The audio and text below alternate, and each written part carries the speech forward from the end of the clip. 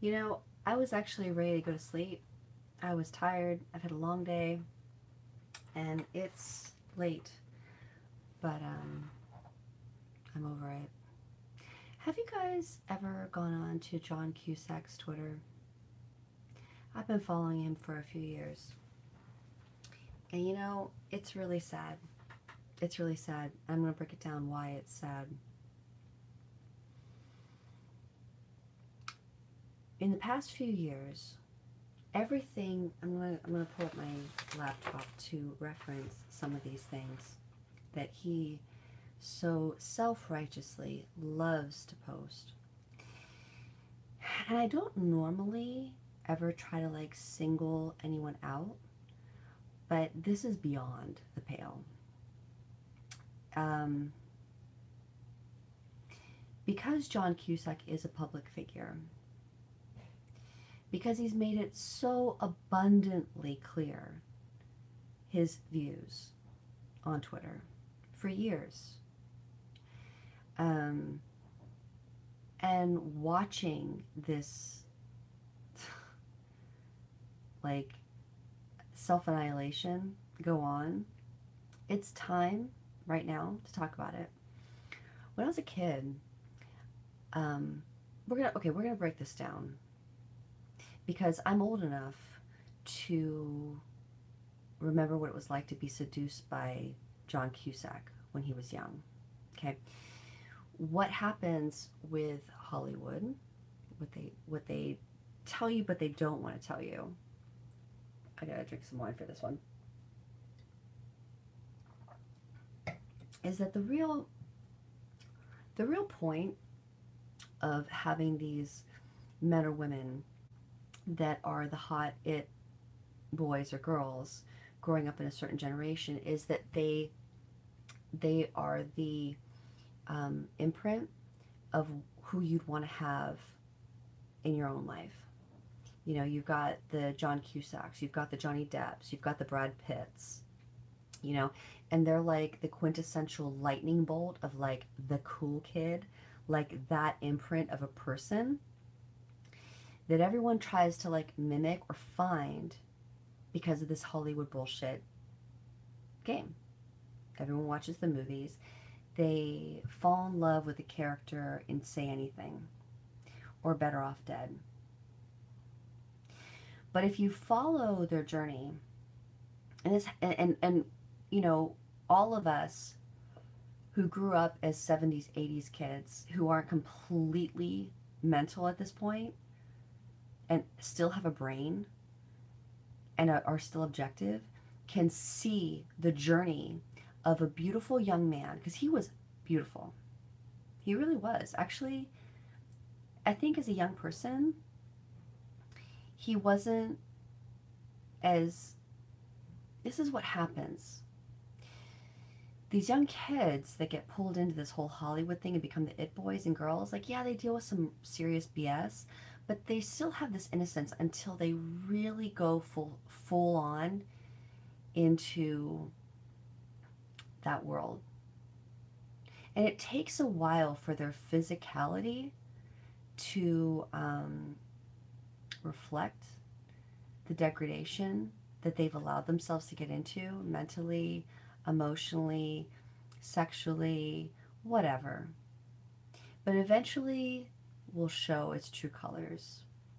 And they end up looking like shit. They end up talking terrible things. They end up becoming bitter, nasty. Look at the fruit of their lives. What are their personal lives really like?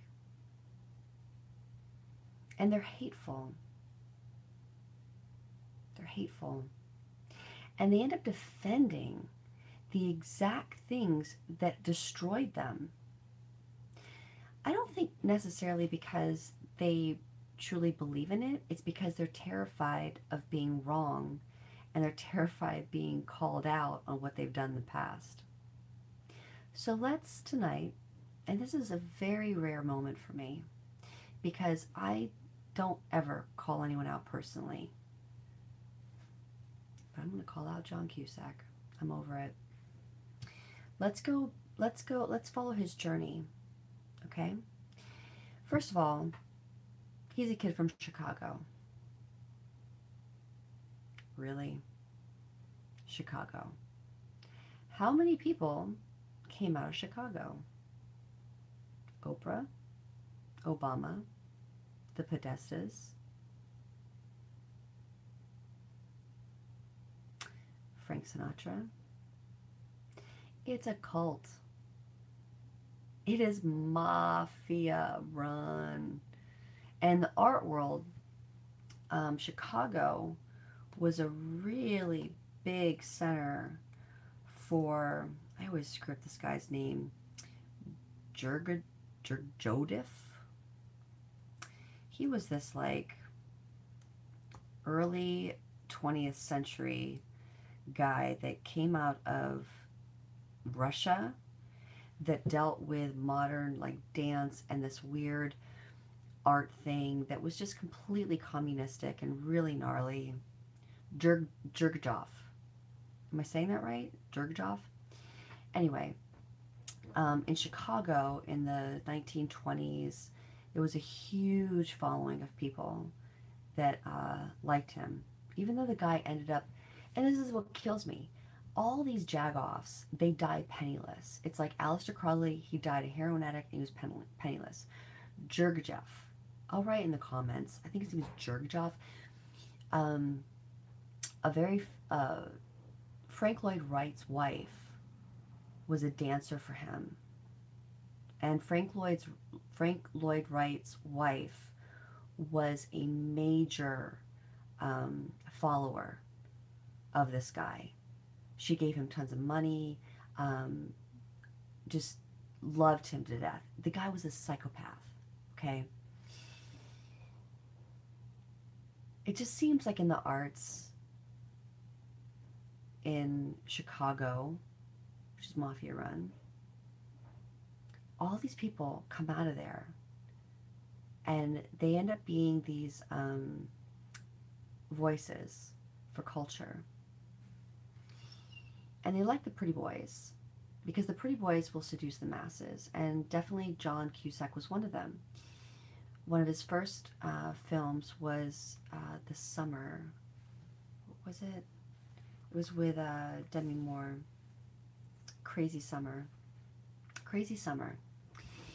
And in the early 80s, the idea of what was going to be a cool teen film was showing these kind of like off the cuff, non-yuppie, kind of slightly dark, quirky kind of characters that you could identify with. You know, they weren't the popular kids, they were kind of off, and they always pushed, you know, teen sex and fun and goofing off, and it seemed cool. John Cusack fit that character to a T because he had this like sensitivity and this really, really nice sweetness to him as a youth. Not anymore, but as a youth. So back in the 80s, when there was still a really strong idea of like, hey, you know, I wait until I meet the right guy, and then, yeah, in the 80s, I'll have sex with him before marriage, but we'll probably get married because we're having it. It's not like how it is now. Okay, so we got to bring it in context. Hollywood and the films were really trying to encourage the young kids to just do it. There's a reason. It's hard for me to say this because, you know, as a kid from the 90s, that was even like one step even further into that. But I see it now, okay? Better Off Dead was one of the very first dark comedies that came out, like a teen dark comedy that's now basically I mean, it's like they all do dark comedies now, you know? Pretty much every single film that John Cusack does is a dark comedy. What is a dark comedy? Let's really define it. It's taking the dark, adding humor to it so that you accept it.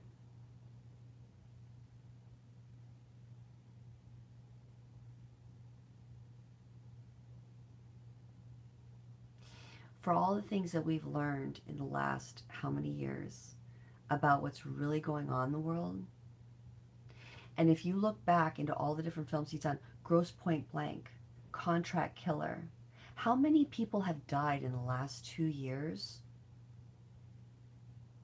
by strange coincidence, and you watch Gross Point Blank all over again, you're not going to think that's very funny. Especially when you know that one of John Cusack's good friends, Dan Aykroyd, is actually an active Satanist.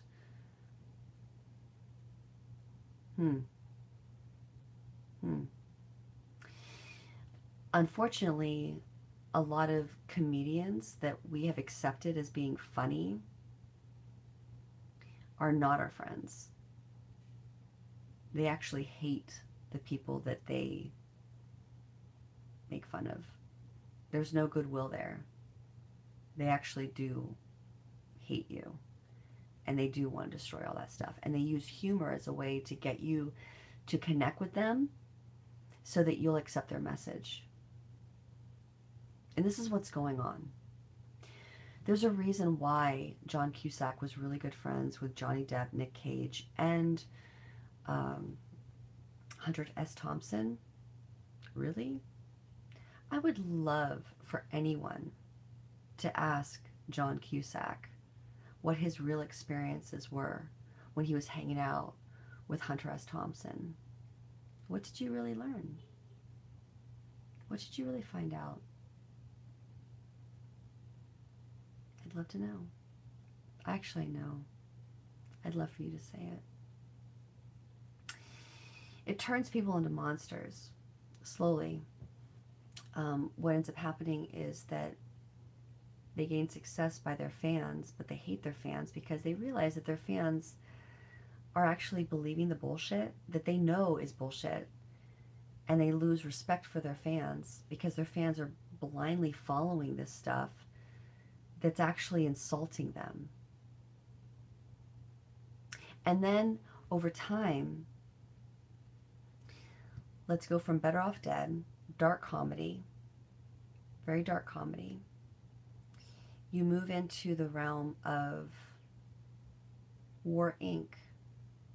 This is what really started getting me when I started listening to John Cusack's tweets the last few years, is an actor, and of course they're paid liars, okay? These are not people that are able to tell the truth ever. They're paid liars. Someone who is so against people actually trying to stop war. He put out a film called War Inc. that literally, if you watch it, it's exactly what goes on. Do you really think that he doesn't know that? Do you really think that he doesn't know that Hillary Clinton and Bill Clinton, George W. Bush, Obama, all of them, and all the people up until now have been pushing that agenda and the War Inc. for how many decades? And he actually benefited off of putting a fictional film out, laying out the groundwork of how this whole thing goes down. And yet when you finally have someone who's trying to stop it all, he's against them.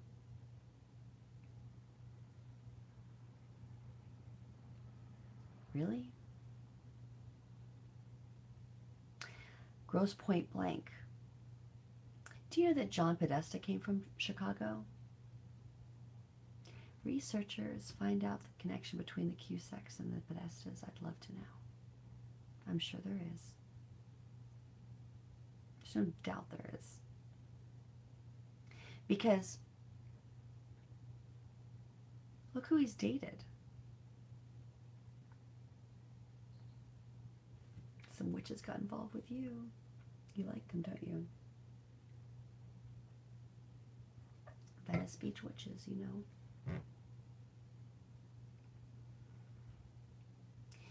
You're going to put out a movie like Gross Point Blank and show exactly how it works with contract killers, ex-military.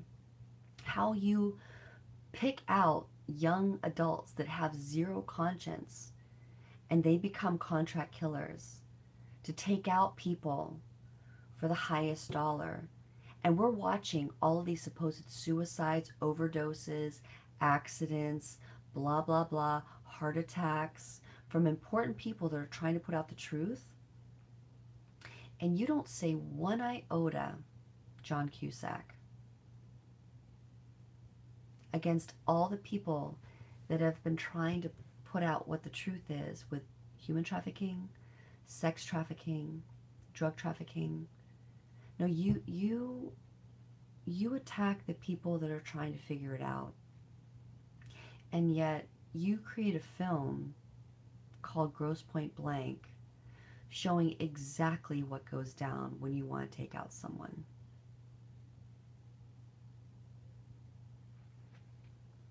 It's bad, dude. Like, you need to, like, delete your Twitter. Because when this really gets wrapped around the public's head, you have no future. You don't. I'm sorry, you don't. It's bad. And then on top of that, when you talk about what the morality, like you get on your high horse, you get on your soapbox of what you think is right and wrong. How many porn stars have you paid to be with you? Okay. How much denigration have you been around with the strip clubs, with all that stuff? Hot tub time machine? Really?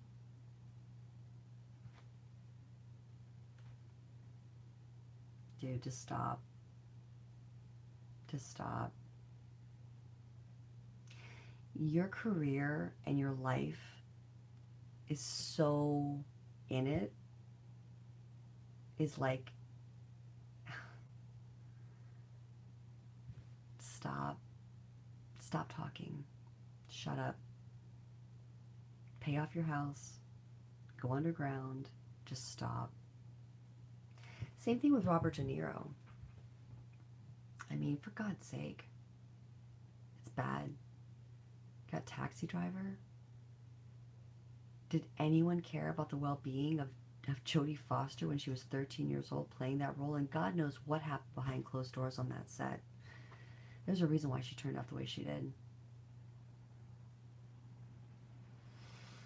You guys are messed up. And the thing is that for all of us that have been watching closely this whole time and seeing the fruit of what has happened and who you have become personally and what you're aligned with and the symbols that you push out and the stuff that you do, you've become monsters in your physicality. You've become monsters in your mentalities. You know, you've all become very obvious.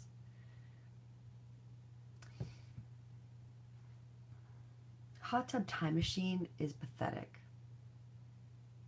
American Sweethearts even talks about the idea of the fake versus the real. That's you.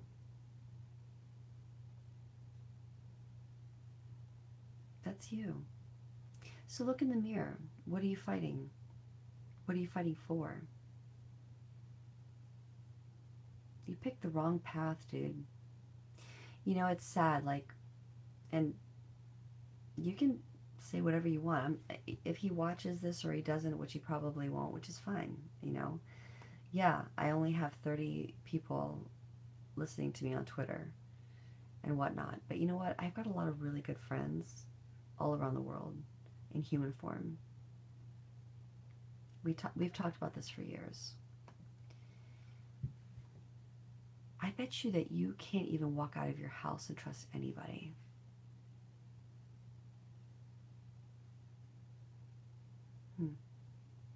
It's a sad existence. So you get a bunch of money.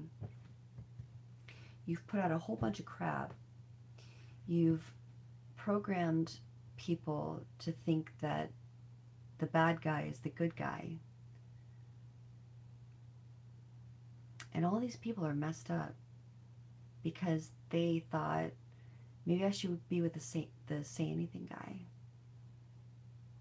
You know? And you knew it was a lie. And then look at the trajectory of your own personal life. And now what are you defending? Do you care about child trafficking? Do you care about what it takes to create the porn industry that, like, you're actually kind of down with?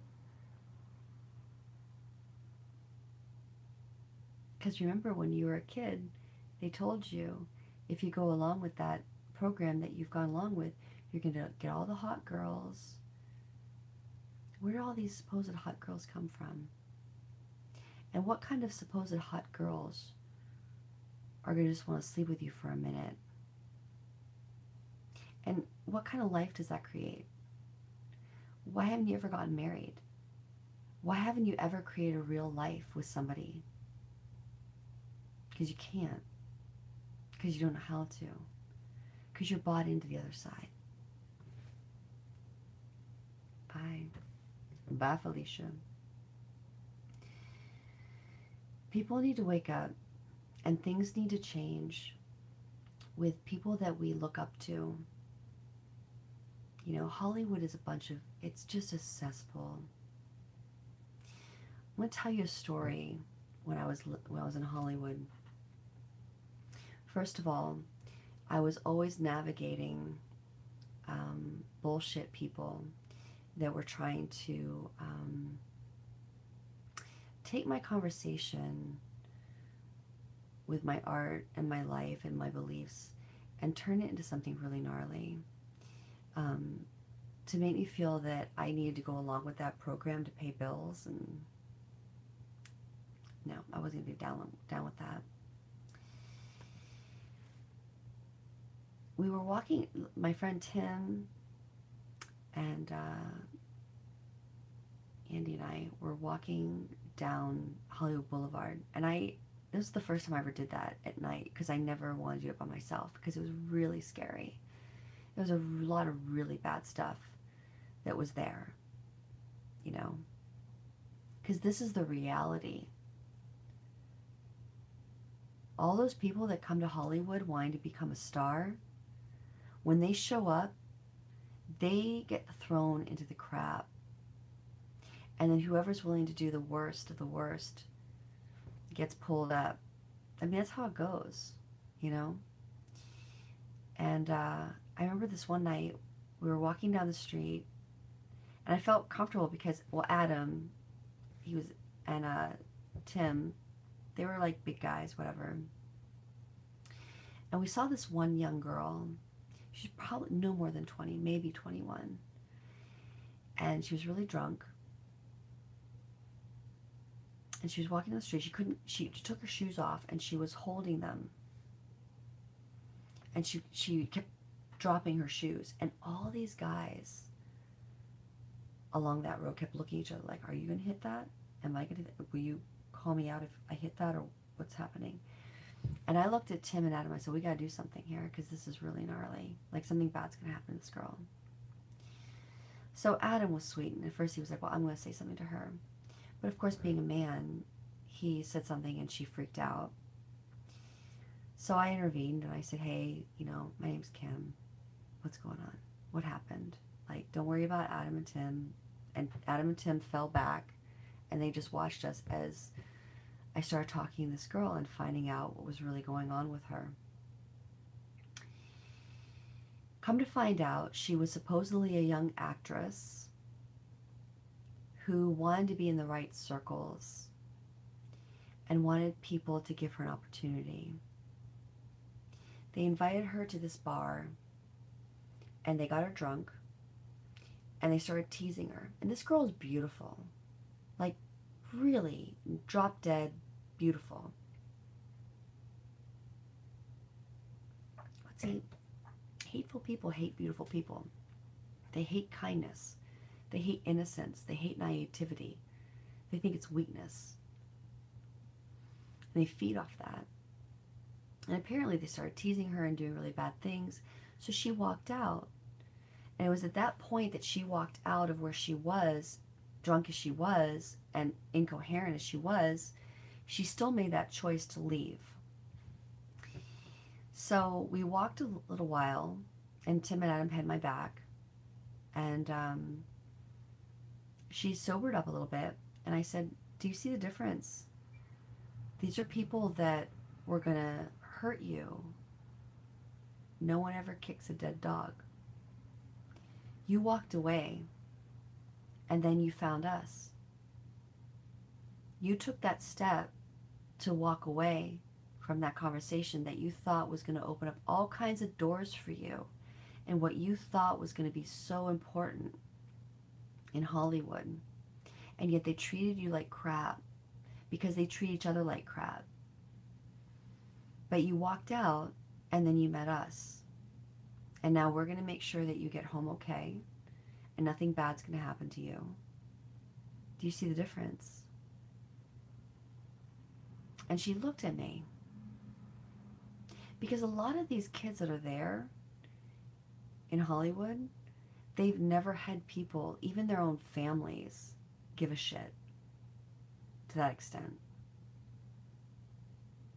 And she looked at me so surprised, and it was like this awareness, this awakening that, wait a second, maybe life is a little bit better than what I thought it was.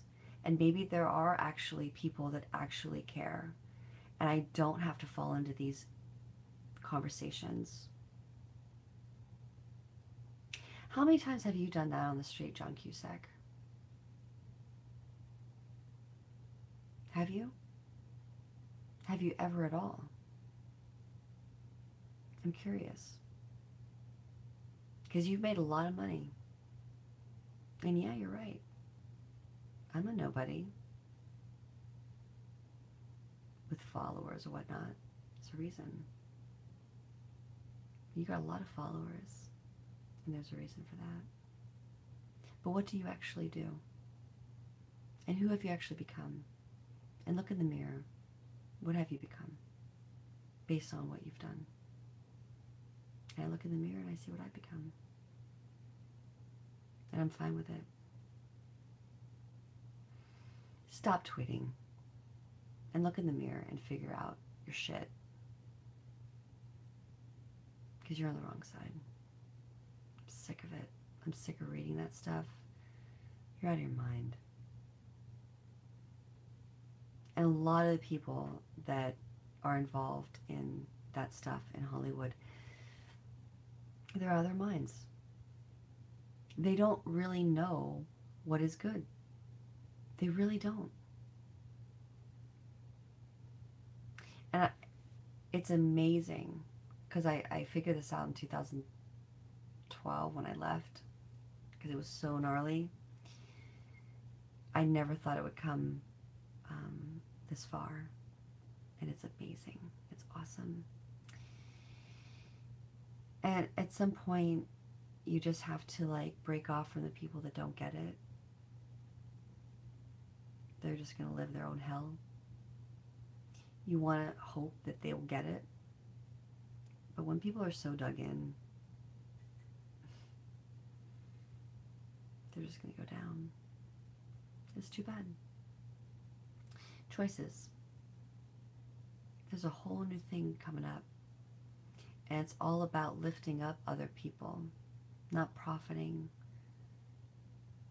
from creating a really gnarly conversation that sells for a hot minute so that you get rich selfishly. But you look at all your fans and they're destroyed. Something happened to me the other day. You know, it just really hit me hard.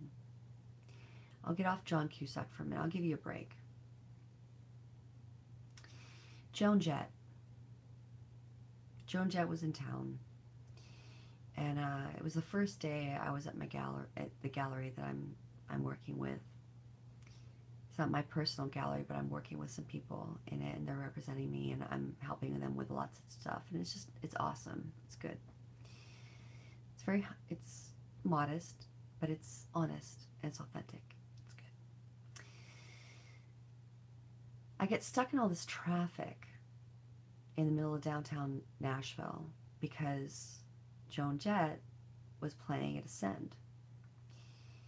So I'm on the scooter and I'm looking around the crowd.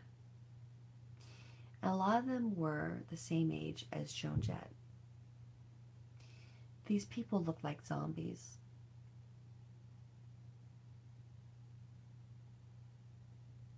And I'm looking, and I know the power of sound, of music. And I'm thinking to myself, these people have listened to her music for 30, 40 years. And they look like ass. And they're like, they're just brain dead and done. And I went, there's the fruit. There's the fruit of all that gnarliness. Because you know what the new art's going to be?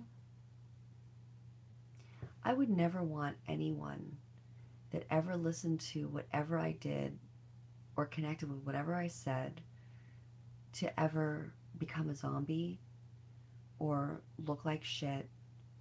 I want them to reflect life, because that's what I'm putting out. You know?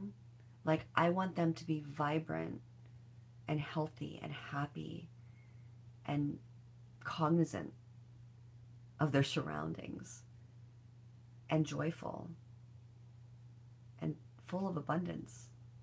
Like, that's what, like, if I had to choose my fans, I would see the reflection of myself in my fans, that what I'm putting out reflects on them, because that's the energy I'm putting out. They're tuning themselves into it. Therefore, they are reflecting the same energy that I myself am trying to hone in on when I do my art.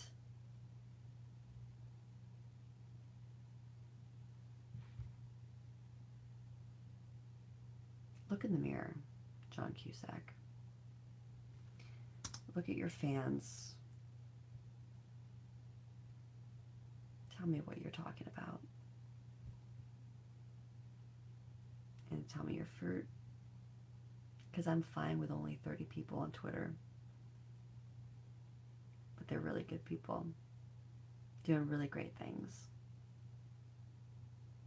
I'm fine with that. I'm good with that. I'd rather have that than 1 million followers that are dying because I'm tuning into your bullshit. And with that,